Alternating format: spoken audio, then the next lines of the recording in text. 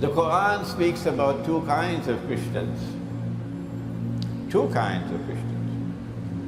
Who are those who in Akhir Zaman will be the closest in love and affection to you Muslims? Allah speaks in Surah Al-Ma'idah, which is the 5th surah of the Quran. And He says, لَتَجِدَنَّ أَقْرَبَهُمْ مَوَدَّةً لِلَّذِينَ آمَنُوا الَّذِينَ قَالُوا إِنَّا نَصَارَى. Every single word in the Quran is so powerful. So we can see clearly who are the Christians. And you will most certainly find in time to come that you will most certainly find at that time when the Quran was revealed and in the future. Now listen carefully. That there will be a Christian people in time to come who will be closest in love and affection for you, Muslims. Why? This is because they still have amongst them the integrity of the institution of priesthood and monasticism. The monastery, the monk, the monastic way of life. And because they are not an arrogant people. They are not an arrogant people. Who are they? Can we identify them? Which Christians is Allah speaking about? What is there in these Christian people? How can we recognize them? Is it the Roman Catholic Church or the Protestant Church? Which Christians is Allah speaking about? Allah gives us guidance by which to identify the Christians who will be closest in love and affection to us. وَلَتَجِدَنَّ, which is either present or future, because this is fi'l mudariya, present and future, the Arabic verb. And you will most certainly find in time to come that those who will be closest in love and affection for you would be a people who proclaim, we are Christians. Oh, but wait a minute. They don't proclaim themselves Christians in the United States, Britain and France. No, religion is a private affair. We've been secularized. We proclaim ourselves French and British and American. And religion is for Sunday morning. That couldn't be British and American and French Christians because they hide their religious identity. They secularize their religion. But these are a different kind of Christian people. قَالُوا إِنَّا نَصَارَى. They proclaim themselves, their identity. We are Christians. It has to be a different kind of Christian who proclaims my identity. I am Christian. So this could not be Western Christianity. Kindly eliminated. A Christian people who will be closest in love and affection for you Muslims at that time. As you found at the time of the Prophet when the Quran was revealed, when the Christians of Abyssinia, a Christian people, opened the doors, opened their hearts, and kept us as refugees. And when Makkah sent their emissaries to demand the repatriation of the runaway slaves, the Negus said, no, I'll never give them up. And we want to go and remind Bulgaria, and remind Greece, and remind Russia, and remind the whole Orthodox Christian world, this is what you were like once upon a time. you will most certainly find in time to come, not only at that time but in the future as well, that those who will have the greatest love and affection for you Muslims will be a people who say we are Christians. That's not all.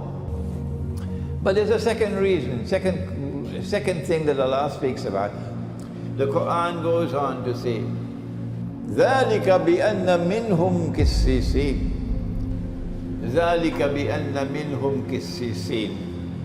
The reason why they will behave like this, you know these Christians because they still have their ulama. This is because they still have amongst them the integrity of the institution of priesthood intact. The religious scholars still have a status in that Christian people. That side of the world, the religious scholarship is gone. But this side of the world, the ulama of the Christians still have a very high status and a very important function in society. ذَلِكَ بِأَنَّ مِنْهُمْ كِسِّسِينَ. In that Christianity out there where a man could marry another man and get a marriage certificate, the priest is the laughing stock of the world. In this Christianity out here, Orthodox Christianity, the ulama or the priest still have a status, high status. And then Allah goes on to say something else, a third thing, وَالرُّهْبَانَ ذَلِكَ بِأَنَّ مِنْهُمْ كِسِّسِينَ وَرُهْبَانَ. There'll be another way you can recognize these Christians. What is it? And that is because they still have the institution of monasticism. Or eliminate Western Christianity. In Britain and in France and in the United States and Canada, the monastery is now McDonald's hamburgers or Kentucky Fried or Pizza Hut. There are no more monasteries. The monastic way of life is gone. Which Christians have the monastery today? Not Britain, not the United States, not France, not Germany, because the monastery today is McDonald's hamburgers. Or the monastery is today a bingo hall or a dance hall. It's not just the monastery that goes up on sale and McDonald's buys it. The churches are also going up on sale all over. And Muslims are buying churches, making them masjid, yeah, all over the place. Monastic way of life is disappearing. Indeed, the churches of Britain are being sold now. Masajid are coming up where there used to be a church. 4% of the British people now go to church. Britain is essentially an atheist country. But these Christian people still have monasticism. But in this part of the Christian world, the monk still has an important place. The monastic way of life is still treasured, which is why Kosovo is such a difficult problem. Because Kosovo is the heart of the monastic life of the Orthodox Christian. And the Ottomans knew that. And Bill Clinton knew that very well at Daytona. Oh yes, he knew it. They're devils. So this is the Christian who will be the closest in love and affection for you. Which Christian people is Allah talking about? So you have to look for a Christian people who are still holding on to the monastic way of life. Where are they? Who are the Christians who to this day are holding on to monasticism? Even if you perceive them to be hostile to you now because of past grievances, the Quran cannot be false. You can change their hearts and tomorrow they'll be the closest in love and affection to you. Yes. I hope Egypt is listening. So you'll identify them, you recognize them because of the institution of monasticism. And then Allah says a fourth thing about them. But one more thing by which you can recognize this Christian with whom you will make an alliance. وَأَنَّهُمْ لَا يَسْتَكْبِرُونَ وَأَنَّهُمْ لَا يَسْتَكْبِرُونَ. They're not an arrogant people. They don't want to rule the world. It's because they do not have arrogance stamped on their forehead. These are not a Christians who want to get the whole world to become carbon copies of themselves. Huh? They're not an arrogant people who believe that they have a birthright of superiority and that the rest of the world are like cockroaches. They're only natives, and we have the burden to civilize the rest of the world. You can't study international relations and study the history of international politics without coming to face with this arrogance. The colonization of the rest of the world so that they can civilize the rest of the world. This is not Orthodox Christianity, not at all. When they launched their crusades, were they Christian crusades? Yes, it was a pope who launched them, but it didn't look at all like Christian crusades. No. Why? Because they were not only after Jerusalem, they had two goals they wanted. Number one was Jerusalem, and number two was Constantinople. Yes, they wanted Constantinople. They wanted Orthodox Christianity to bend its knee before Rome. And in one of the crusades, perhaps it was the third, they did succeed in conquering Constantinople. And they held it for 80 years. They had Hagia Sophia, the greatest cathedral of Orthodox Christianity, under their control for something like 80 years, until the Orthodox Christians were successful in throwing them out. But they treated the Orthodox Christians with contempt. So I don't think this can qualify as a Christian crusade or Christian jihad. It looks more to me like a European jihad rather than a Christian jihad. Christianity of the West, you know it. You know Christianity of the West? Very easy to recognize it. It is a Christianity which believes in a fellow with a very big beard. The only one allowed to keep a beard. Everybody has to shave off their beard. But he's allowed to keep his beard. Big, big white beard. And once a year he comes on a reindeer running, flying through the sky. Yeah. Yeah. And he's in every shopping mall now. Every shopping mall. This is the Western Christianity. And they celebrate their Christmas on December 25th, but not the other one. The other Christianity does not have Christmas on 25th of December. And the other Christianity is the one which still has monasticism. You can say what you want about them, but you cannot dispute the fact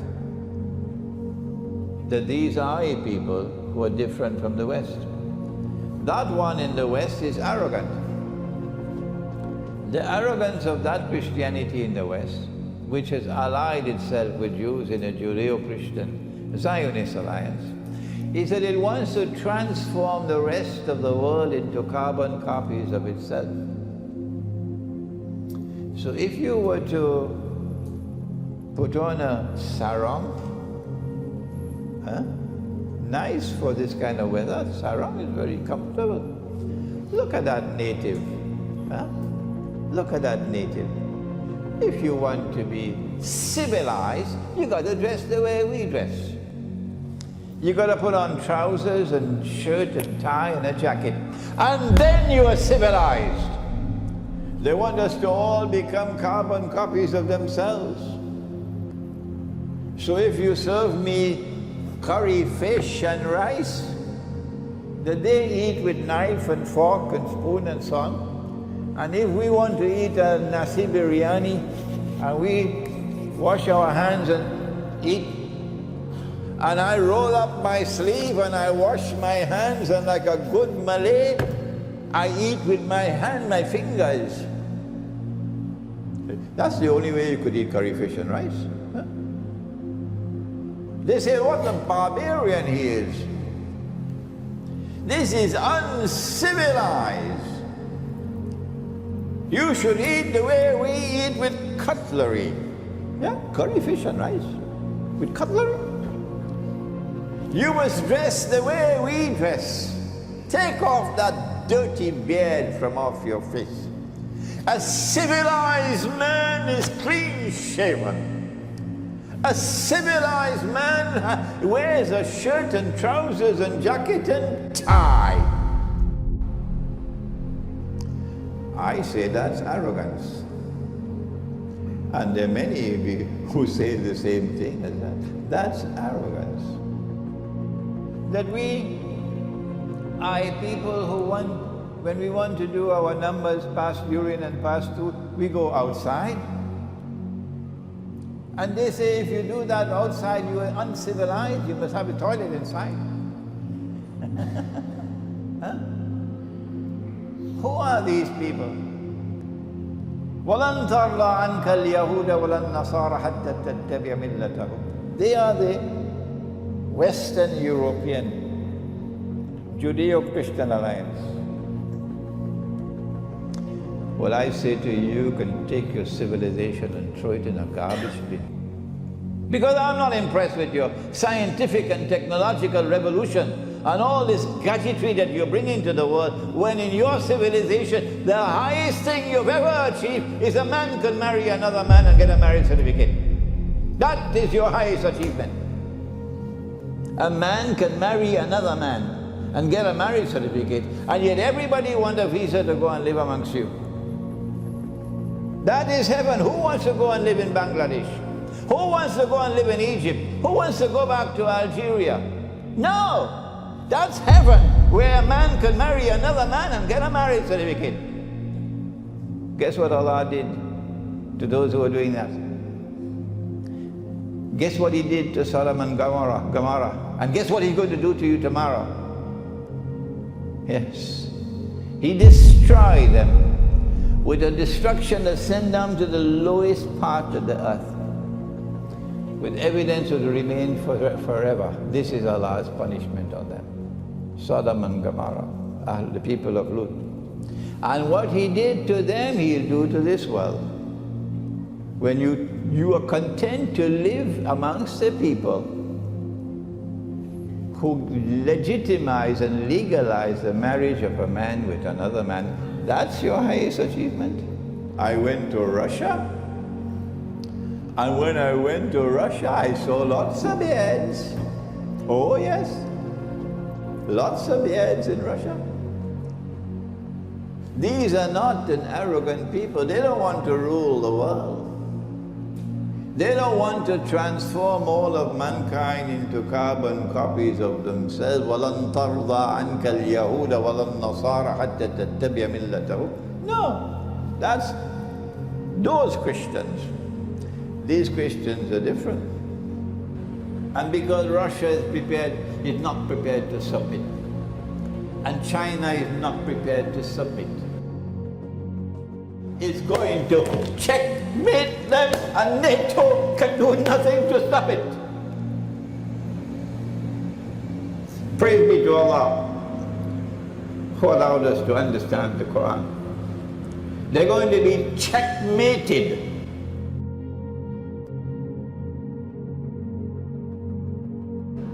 A nuclear war would be one in which nuclear powers will use every single nuclear weapon that they possibly can use, because it's going to be a fight to the finish. And so the world can now expect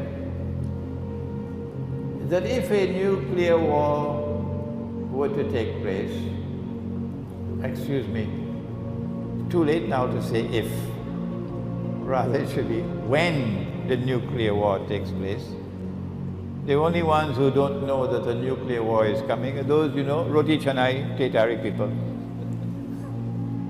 When the nuclear war takes place, because they've already declared war on Russia.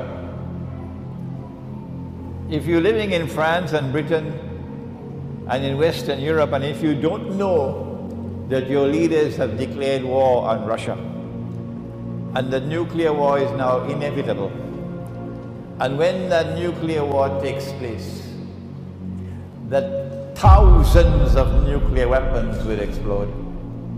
If you don't know that, then you are living in dreamland.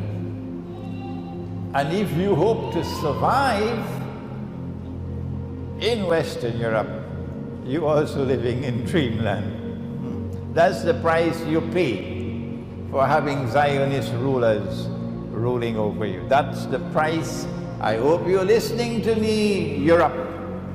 I hope you're listening to me in Europe. And I hope you're listening to me in the United States and Canada. That is the price that you will pay for having those ruling over you, who are ruling on behalf of the Zionists, who are Zionists. And the nuclear war is now inevitable. The war which is coming, the big nuclear war which is coming, to which we'll refer subsequently, inshallah, is meant to deliver to Israel something called Pax Judaica, which will replace Pax Americana, which itself replaced Pax Britannica. That's why they want the big war. The war is coming because Russia is challenging their bogus monetary system, that's why. It's not because of Syria. It's not because of Ukraine. It's because of something called BRICS. And so I share with you now, finally, that the Khilafah state would recognize the Orthodox Christian world, which today is led by Russia, that these are the people Allah is talking about in the Quran, that they will be closest in love and affection for you. I know Bosnia and Albania and Montenegro are so very uncomfortable with me now. But I have a job to do. It's for you to learn. And guidance comes from the Quran, not from NATO. Yes, Bosnia. Yes, Albania. Yes, Montenegro. Yes, Kosovo. Guidance comes from the Quran, not from Washington. Okay? So Allah is telling you as plain as a billboard on the road to the airport. These are the Christians who in Akhirul Zaman will be closest in love and affection for you. But there are, both in the Quran and in the Hadith, indications that we will conquer Constantinople on the basis of an alliance with Orthodox Christians. It will be a Muslim Christian army that will conquer Constantinople. Which Christians will this be? Shall I remind you? Yes. And if you do not build alliances, إِلَّمْ تَفْعَلُوهُ تَكُنْ فِتْنَةٌ فِي الْأَرْضِ وَفَسَادٌ كَبِيرٌ. I do not need the hadith